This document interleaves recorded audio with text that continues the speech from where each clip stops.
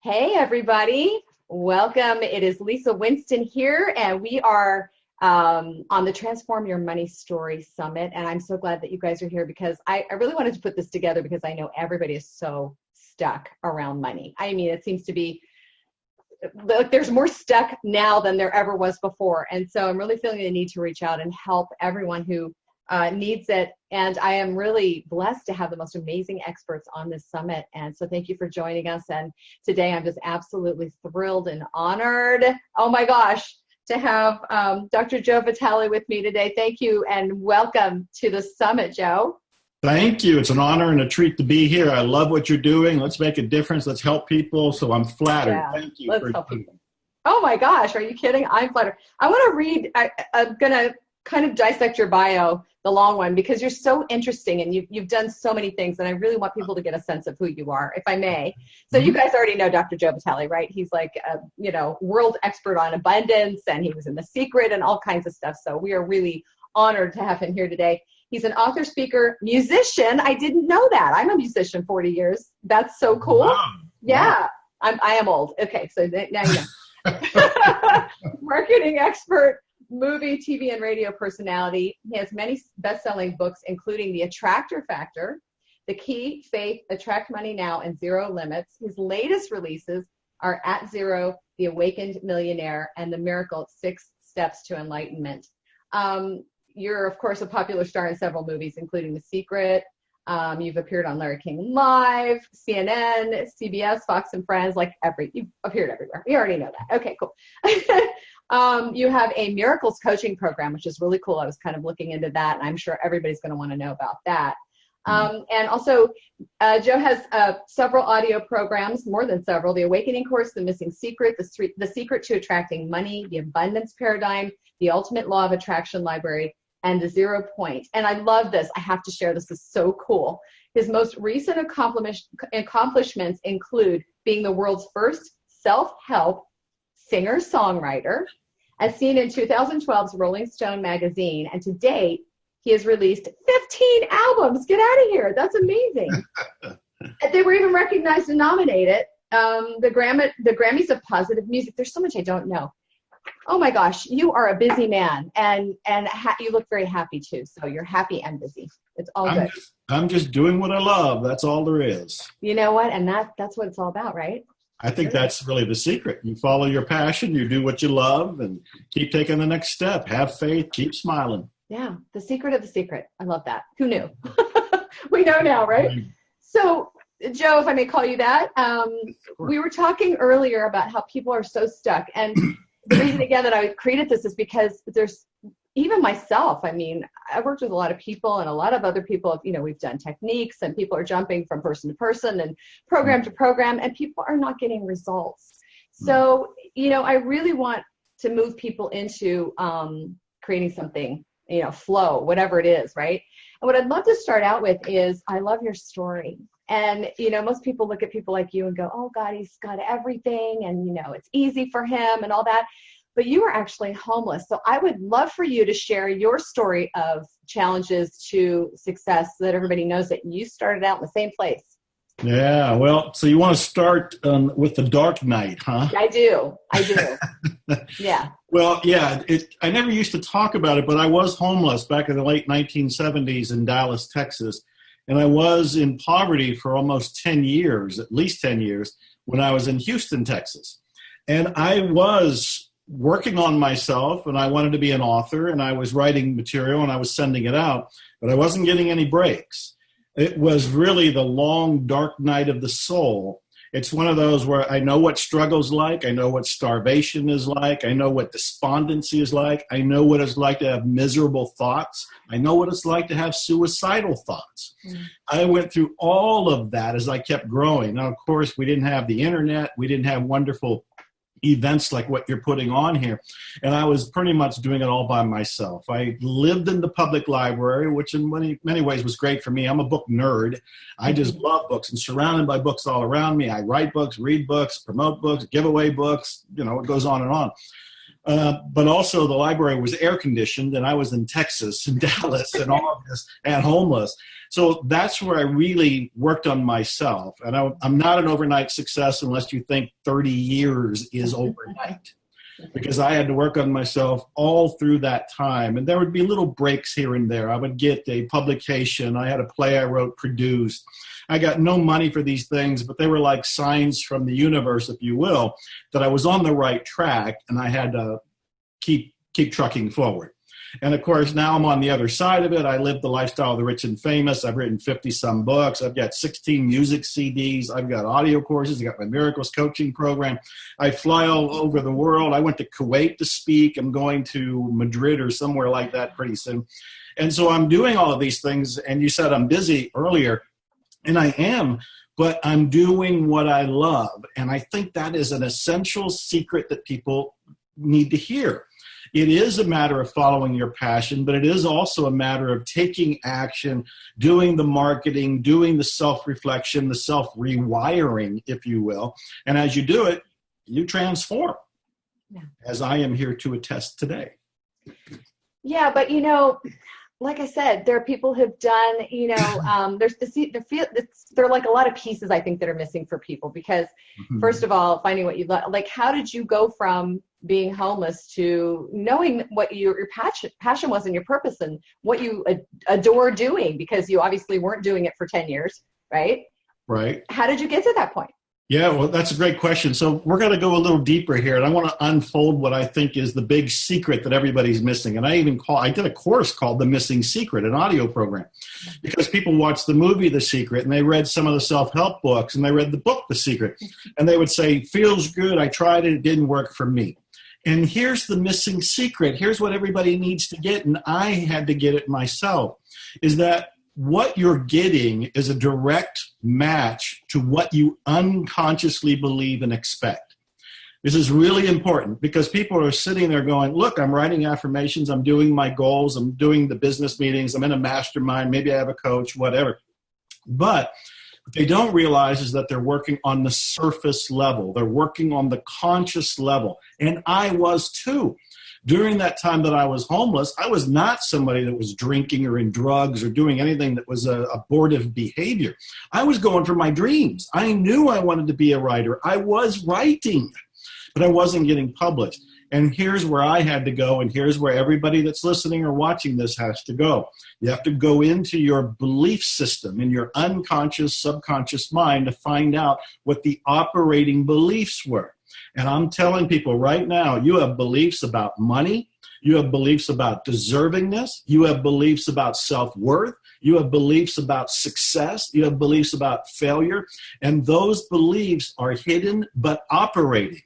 So we look around and go, oh, nothing's happening. Well, bull, we're getting exactly what we are wanting on an unconscious level, myself included.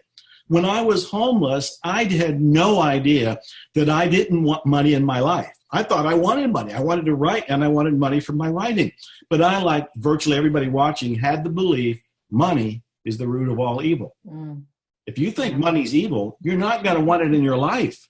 You will say you want it, and you will do things to bring it, but you will unconsciously sabotage it, and you won't even know it. You'll blame everybody else. You'll say it's the president, it's the terrorist, it's the economy, it's the time of change, it's Mercury in retrograde, or whatever the latest fad is, blame it on. And those are all excuses. So in my case, and this is, again, where I think we all need to go, we got to look at our beliefs about success. Do we believe we deserve it? Do we believe it's possible for ourselves? Do we believe that success is actually good? Are we okay with money? Do we know that money is neutral, that we can use it to leverage to get our dreams and make our dreams come true? Do we like ourselves? So many of us don't think we're enough in some way, shape, or form, that we go around all the time thinking that nothing's going to happen for me because I'm not good enough. I'm not likable, I'm not lovable, I'm not smart enough, young enough, old enough, whatever the enough happens to be. So this is what I'm saying. Your question is so wonderful, and this is really the deep work that needs to be done for everybody.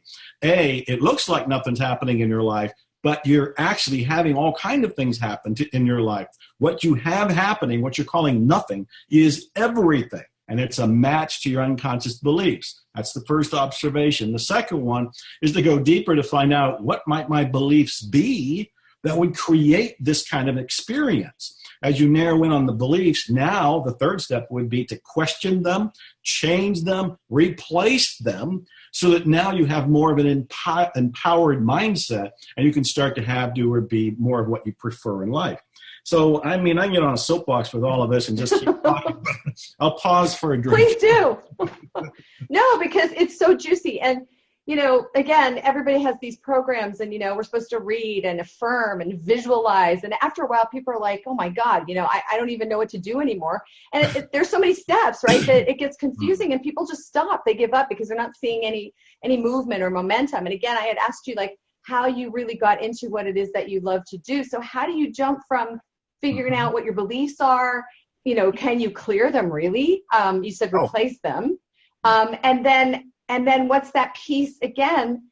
Because clearly you love what you do, because that's where the flow's it's just coming and you're like young and you're doing it. And like you said, you're not busy. It's just this ease and joy, right? But we're all stuck in this non-joy, you know, this stuckness. So it seems like there are a lot of pieces to get to where you are today. You know, how can we start the process and not get overwhelmed with it? Yeah, I love your questions and how much integrity you have in making sure we get to the answers for the people that are watching. So you're really being of service to everybody that have tuned in to watch this thing. So I'm very impressed with that. So I'm complimenting you. Thank you. So here's what I think is the very first step for all of us, and it had to be the big step for me too. It's going to sound so simple when I say it, and people are going to say, oh, I've heard that before. And I'm going to rush right in after I say it and say, are you doing it? And that's the idea of gratitude. Gratitude in this moment. And I know, because, man, when I was struggling and I was starving and I got the bills and I'm going, how am I going to pay this? How am I going to pay for my car? And I lived in this little rut of a one room. The toilet was in the same room as a TV set. I mean, this is where I was at. And to pay a couple $100s a month was agony to be there. So I know those feelings. And at the same time, the books and the teachers that I was reading in the library, and I'd go to free lectures and so forth, they all said you have to begin with gratitude. And in my mind, I would say, yeah, when I have something to be grateful for, I will start being grateful. But that's not how it works. And I have this it's now a famous story because I've told it in a couple movies. It's called My Pencil Story, and I don't have a pencil here, I have a pen. But I remember going back to my room and thinking, okay, I'm going to try this gratitude bullshit. Right. I'm going to try this. You know, I'm skeptical and I'm flippant. And I pick up a pencil and I'm going, okay, I'm going to be grateful for this pencil. With this pencil, I can write a suicide note. Yeah, I can write a suicide note. I can write a grocery list. I can write a poem. And then I was shifting a little bit because I started to think, well, I can write the great American novel. I can write love letters. I can write love poems. I can write all kind of wonderful things. My energy changed a little bit just by looking at the pencil and realizing, oh, I can do a lot. And then I looked at the other end and I said, an eraser. My God, that's genius. An eraser. It's really a twig, right, with a piece of lead in it. And now somebody put an eraser. So now I can erase the suicide note. I swear to God, that 5-minute, 10-minute, 15-minute skeptical to transcendent exercise changed my life forever, because I realized I was still in the moment of not having the money, not having publication, not having the bills paid, not having whatever it is that I was already complaining about. But now I found things to be grateful for. It began with the pencil. And then I realized I had a roof over my head. I had a tiny little refrigerator and there was a sandwich in it. There were people on the planet that didn't even have that. And I had air conditioning and it was Texas and it was hot. So I was grateful for that. All of it opened. And here's what's interesting. When I became grateful for the very flippant little pencil, which is what opened the window for me, my mind opened up, my heart opened up, my vibration, if you will, my energy all got higher. I had more energy, I had more enthusiasm, I had more optimism, and I started to see that there were sparks of hope in my surroundings that were there all along, and I didn't see them. That was a turning point for me. Again, it didn't happen overnight, but because that opened up, the window in me and in my mind, I started looking each day for, what am I grateful for? And I still practice that. And today I get in a hot tub. I live in Texas. I get in a hot tub under the Texas sky, floating in these bubbly hot water. And I do my gratitude hour. And I swear this is what keeps me going, is that I'm practicing gratitude. So when people go, what do I do? Do I do the affirmations? Do I do the visualizations? Do I do my scripting, to-do list? Do I read this book, read that book? Pick up a pencil. Start with gratitude for anything in this moment. That will shift and begin to shift your entire life direction. You want to continue practicing it. It doesn't cost anything. Just take a breath, look around. What am I grateful for right now? And we also have to remember that the air we're given is free. The gravity that holds me down so I don't float off out of your frame here is also free. My heart, my lungs, my brain, my eyes, all of this stuff is working for me that is free. And I'm thinking, we can't outgive the universe. But we have to stop and move into that mindset before we begin to realize the magnificence and the miracle of what we already have. That's where it actually starts. Wow. As you were speaking, I was actually getting really emotional because that really speaks to me right now. It really resonates with me. I still feel very emotional. Because we bitch and moan about everything constantly, about how nothing's working and we're trying everything. And the last thing that we do is we go to gratitude. So I love that because I feel like that's all, like you said, that's the number one thing, to lift your vibrations. It really does change everything. So I wanted to ask you about something. You talked about mindset, and I really I'd love for you to speak into that too. But what came to mind to me was like commitment. That word kept coming forward for me. So you were talking about, you're in your room and you're picking up your pencil, but it's like you had a commitment. Yes, you were in crappy circumstances and you wanted to be in a better place, but you can get depressed and sit and drink beer and eat bonbons all day on the couch and do nothing, right? Watch TV and not go anywhere. You had a fire in your soul. You were reading books. You had a commitment to actually find a way to move. So I just wanted to share that for whatever reason, if there's anything you want to say about that. And then I would love for you to move into mindset. I would. That is a brilliant observation. And it is something we want to look at here, because some people might say that I know or knew what I wanted to do. I wanted to be a writer when I was 16 years old. And so a lot of people might be sitting there going, well, that's great, but I don't know what my joy is. I don't know what my passion is. I don't know what my life calling is. So I want to look at that for a minute. I think that we all have a specific life calling and a life mission, our contribution to the world. And it does not have to be something that is mega. It doesn't have to be you're going to be this all-star celebrity or sports figure. It could be, but I want the people that are sitting there going, well, I don't have that kind of a dream. I don't want to be a best-selling author. I don't want to be in movies. I don't want to do that. That's all fine.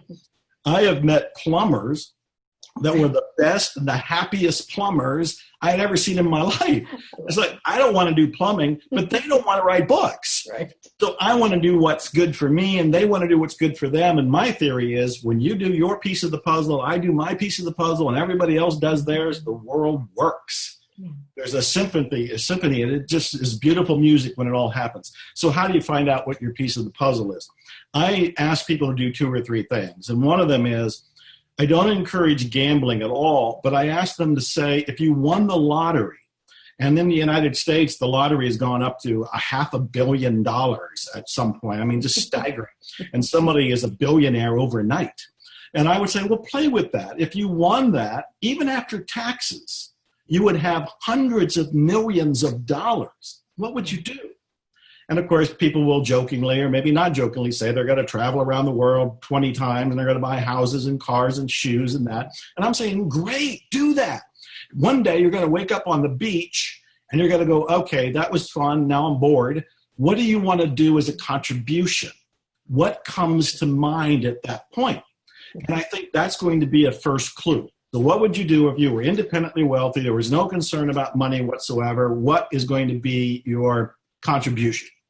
The second is, when people were kids, what did they want to be when they were a kid? I know that I wanted to be a world famous magician. I wanted to be an attorney. I wanted to be a private eye. I wanted to be an author. I went through all these different things. I wanted to be a boxer at one point. And I kind of played with them with a kid's mindset about, wow, wouldn't it be cool if I did such and such? And because I love books, even as a little kid, I realized that that's the road that seemed right for me, to go in the direction of writing books. So I decided early on, but again, I was looking at that childhood enthusiasm for different things, and I wasn't looking for other people's approval, and I wasn't looking for the evidence I could do it, because there wouldn't be any in any of the fields at that point.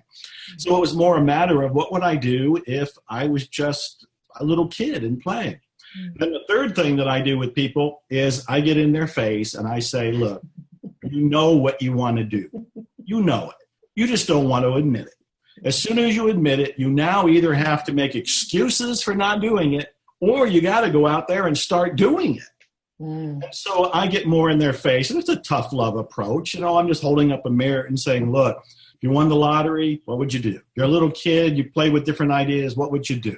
If you're honest with yourself, and I mean ruthlessly honest with yourself, what would you do?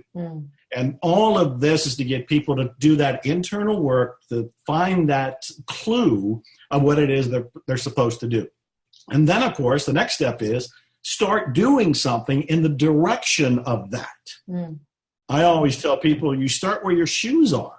You don't have to wait until all kind of things fall into place. Your shoes are on your feet right here in this moment. What's the first thing you can do? And maybe it's making a phone call. Maybe it's buying a book. Maybe it's attending a seminar. Maybe it's getting your own website. Maybe it's getting the name of your business. What's the first baby step, obvious step that you can do right now?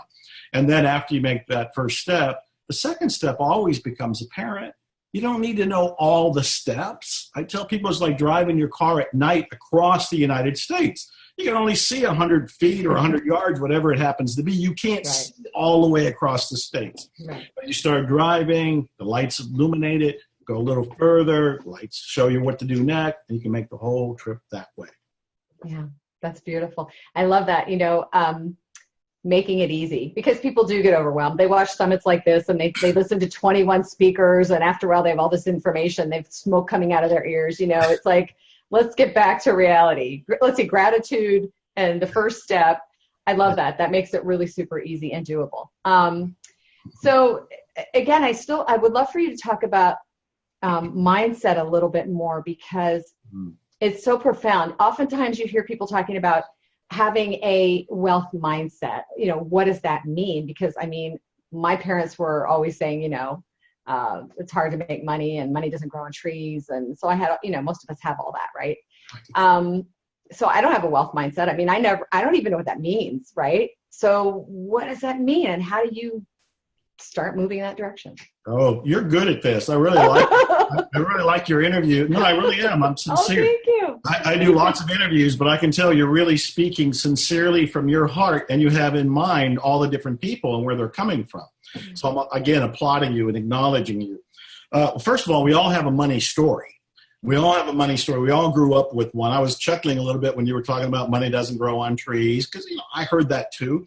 And I remember my father saying when I was a kid that the best way to double your money was to fold it over and put it back in your pocket. Oh, wow. And for the longest time, it kind of made sense. But we all receive that kind of limited thinking. Right. There's scarcity thinking. And what I remind everybody is that, look, you downloaded information about relationships, about money, about possibility, and everything else from your parents. And were they enlightened? Most likely not. They had their own filters. They had their own belief system. They had downloaded information from their parents before them. When they download to you, they're not doing it in some sort of evil, devious way. They actually are trying to protect you. Yeah. They're saying money doesn't grow on trees, so protect yourself. Hold on to your money. They say double your money by folding it and putting it back in your pocket as a way of making sure you take care of yourself. So they're doing it for well-intended reasons, but they give you a story that comes from the world of lack and limitation and scarcity. So what I learned is that I had to create a new world. And I'm saying this intentionally. You create a new world.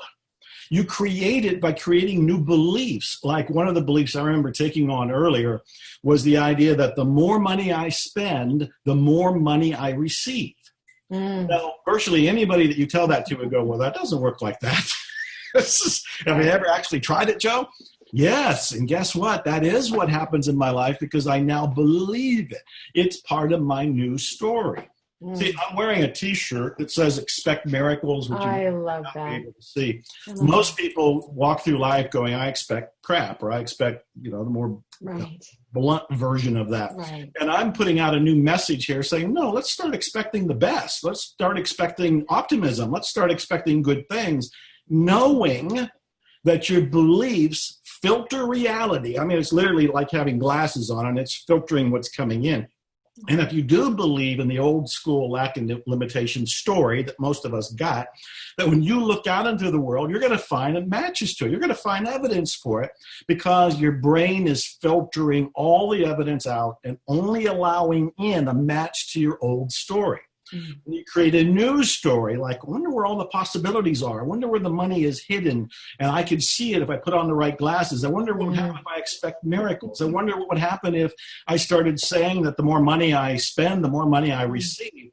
Now you're giving yourself new beliefs, and your brain will adopt those. When you look out into the universe, you have a new filter, and it's going to show you evidence for your new story. So you create it. And another way that you do it, because you were asking about what the wealth mindset is, I have found reading the success-oriented books that are around money. Think and Grow Rich is one of the most obvious examples. I know wealthy people who say, I read the book every year. There are people who have read that book 50 sometimes. I'm not one of them, but I do have autographed copies of it over here on the shelf because it's one of those influential books in my life. And it's the whole idea of soaking up a different mindset. A friend of mine just wrote a book that was released today. It's called You Are a Badass at Making Money. You Are a Badass at Making Money. It's by Jen Sincero. She doesn't even know I'm saying this, and I didn't even know I was going to say it. But I started. Get the book. Yeah, get the book. You Are a Badass at Making Money. Yeah, green cover, Jen Sincero, out today as we make this. So there's the Kindle and the paperback and the hardcover and the audio. And all of it is giving you this new information. And this new information is the wealth mindset we want to adopt. And I also want to assure people, when I say that we all had a money story that we were given, that you can shake that loose. That you can become aware of the beliefs that were given to you, much like my father, and at a certain point, you can laugh about them, much like I do with my father's. When he first told it to me, I didn't laugh. It's my dad. He's the authority figure. He's the programmer in my life. So when he says double your money, fold it, put it back in your pocket, I'm going, oh, okay, that's the way you do it. He was also taught that the best friend you have is the dollar bill in your pocket. And where did he get that? From the U.S. Marines in 1940. That's what they were telling those recruits. And when my father has kids, he tells me that. And it isn't until I go through homelessness and poverty and I'm starting to soak up the Think and Grow Rich success material and new mindset and creating a new story that I realize, wait a minute, that doesn't have to be my case. That was their case.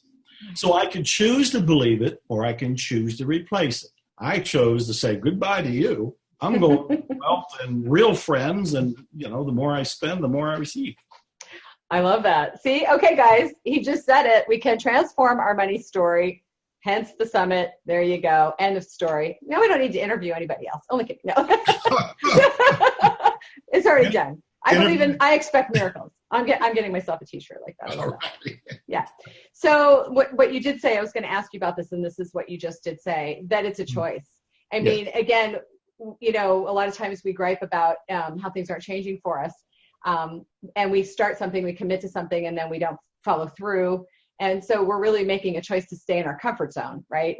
We're making a choice to stay in the old story as opposed to creating something new. So well, the first thing to remember is that it's not really a choice in most people's lives until a moment like this. Right. Because most people are on automatic pilot, right? They're not questioning their beliefs because they're living out of their beliefs. And so for them, that's reality. But because of something like this, what you're doing, which is why I think it's so wonderful, you give the people a chance to awaken. Yeah. And then they realize, oh, wait a minute, maybe my beliefs have actually not been serving me. maybe I can change them. Now they have choice now because of this moment, because of the gift of you and what you're providing them.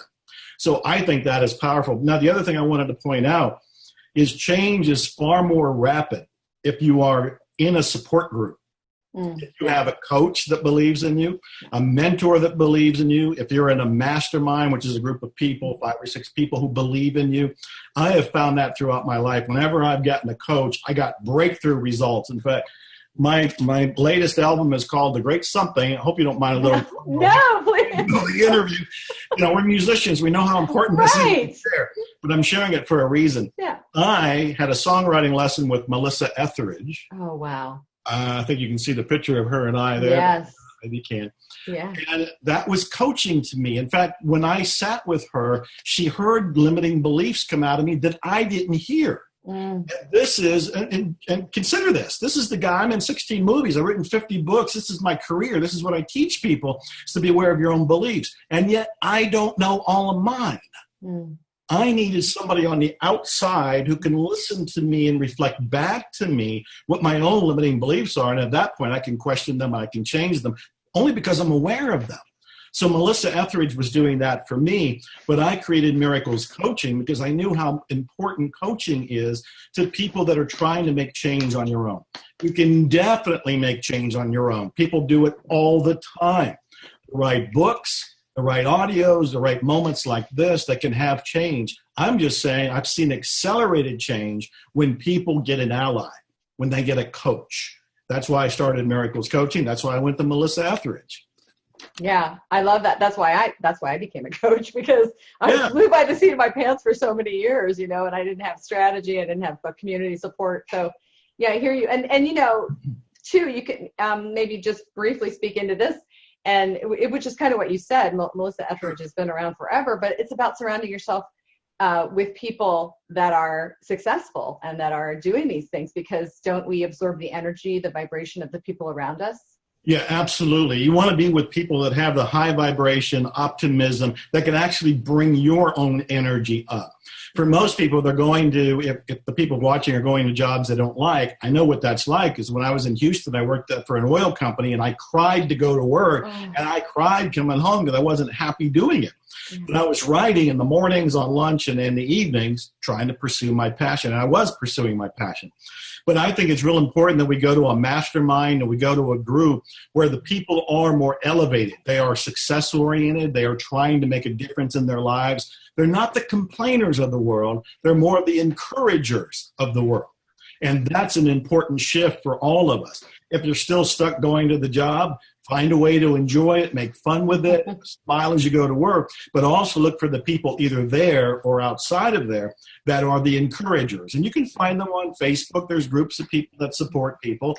There are different groups, whether they're social groups or mastermind groups, some business groups are like this. But I think it's real important that you surround yourself with people who believe in you and encourage you. Yes, I love that. That's so true. 100% true. Thank you. And what I love about what you shared too is, how you were brought up against your beliefs. We never stop growing. I mean, it's an evolution. It doesn't matter how much you know. People always say, well, Oprah Winfrey, you guys never have any problems. You've got it all together. Everybody has bad days, right? I mean, right. We're always growing and shifting. We are always growing. And what I tell people is, whenever you set a goal to do something you've never done before, you're going to feel you're going out of your comfort zone. And the example I give is, if I decided that I was going to go mountain climbing, Everest or some Himalayan mountain, I've never done it at all. I barely go up hills. And if I suddenly decided I was going to do it, I'd be afraid. But I know enough that I'd question the beliefs that are around the fear. And there'd be beliefs like, can I do this? Physically, can I do this? And I'd have doubts about, am I too old to do this, too out of shape? And I'd question all those beliefs, either with myself or with a coach. Then the next thing I would do is I would get informed. I'd find out, how do you prepare to go up a mountain? Do I take classes on it? Would I read books on it? Do I talk to other people who have already done it? I'd probably join some club everybody's got to go up a mountain. And what we would be doing was encouraging each other. And so no matter what it is that you decide to do, and I was that way with music too. In fact, Melissa Etheridge, I've been a fan of hers for 25 years. Yeah. To be in her home, Wow. studio, sitting beside her, I was like a nervous schoolboy. But I did it. And that's the whole point. Whenever we want to do something we haven't done before, you hit your comfort zone level. But all that means is dissolve the beliefs and the fears. It doesn't mean don't do it. It just means this is exciting. It's something new. Life's an adventure, right? I mean, yes, it is. And it's short. Let's, have the adventure. That's true. I love that. You magnetized her in. That is so cool. It's so cool. Oh my gosh. I could go on with you. I just have to tell you, your energy's off the charts. Yeah. I feel so elated and at peace. And so just in our short time together, I have had so many epiphanies, and it seems so easy. What you've given is easy. It's doable. It's a great starting point. I don't even need to ask about steps because you've already given it. I like gratitude. Like you said, if you're in a crappy situation, just start being grateful for where you are, right? Right. Yeah. So I would love to ask one last thing, and that is, do you have any, final thoughts for people who are really stuck in this old story and they've been searching and they're really down and out? And they want to really start somewhere. Do you have any final words about, because you're a great encourager, what would you have to say to them? Yeah, I would say, first of all, it's an illusion to feel that nothing is happening. Life is movement. It is moving at warp speed. The planet is turning. You are breathing. Life is growing. You're aging. Everybody's aging as we're sitting here. So life is happening. It may not be happening the way you prefer it. And when you state that, that's when you start thinking, oh, nothing's working out in my favor. Well, everything's working out, and it is working. And you have to have that. This is part of the new mindset. The belief that everything that is happening in my best interest. It is on my timeline. The universe is orchestrating the people and the moments and moving them around like chess pieces. So maybe tomorrow morning I get the phone call that I was thinking should have been here 3 days ago, or maybe I meet the person by synchronicity, by accidents, by coincidence, that is actually a piece of the puzzle to take me to whatever the dream is. But I think we got to back it up, because the big lesson, really, this is my whole message, and nobody ever gets it because they all want something else. My whole message is, this is the miracle. Yes. We're in the miracle right now. And everybody's going, nothing's happening. I'm not getting what I'm wanting. Ooh. Why doesn't anything work? And I'm saying, my God, folks, you are living the miracle. This is the moment right now that will never happen again. We're so often in this moment and oblivious to it because we're thinking about the other moments, thinking, oh, those were pretty good. Or we're thinking about the future moments going, boy, I don't like that Joe Vitale. I can't wait for the next speaker. But they're missing the moment, the gratitude and everything, and the transformation. It's in this moment. If we really sat in this moment and we're grateful for this moment, all those things we were waiting for and wanting to attract and achieve, they start to come to us faster. Oh, my God. That's the big message. My most recent book is called The Miracle, because I really think that's what we want and that's what we have, but we don't know it because we keep thinking we want something else. Appreciate this miracle. It goes back to that gratitude thing. Really be in this moment. I'm feeling it right now with you. I can feel the connection and everything because we're both in this moment. But this is the point of power. You create out of this moment. So everything, it really is happening, and it's happening right now. Oh my God. You just make me want to cry with joy. Really. I feel you. I get you. It's so beautiful and so freaking simple. To be in the moment right now is the magic. Hello. Oh my God. You are so powerful. You're so powerful. And I love being in your energy, and I'm just going to receive it, take it all in, because it really touched my heart. Like I said, I could sit and talk with you all day, and I absolutely am blessed that we had this opportunity to share this time together. I believe you have a free gift for everyone who is watching today. Would you like to share that? Yes, I heard from so many people who were struggling with money, and of course I went through the period, so I know what that was like, that I wrote a book on how to attract money. It's called Attract Money Now. And Attract Money Now has a 7-step formula in it that you just go through those steps and you will transform yourself and your relationship to money, and you'll start attracting it. And the steps include, the very first one is dealing with your mindset. As I mentioned earlier, if you have beliefs about yourself or deservingness or money, any of those categories, and you will stop your own flow. And it will seem like nothing is happening or you're not receiving anything. So the whole book is designed to take you through those 7 steps. There are 7 simple steps. I tell stories. I give exercises. It's an entire book. I'm giving it away. I can't read it for people. I can't do it for people, but I can give it to people. So Attract Money Now is my gift to everybody. And I think you have a link you can give them or put down at the bottom of the screen or something so they can go fetch it. Absolutely. I want that too. I'm going to get my hands on that. Everybody, if you don't grab this free gift and watch this interview 10 times, really, it's crazy. If you want change, then do it. And also, Dr. Joe, how can people find you? Obviously, they can just punch in your name, right? Right. They punch in my name.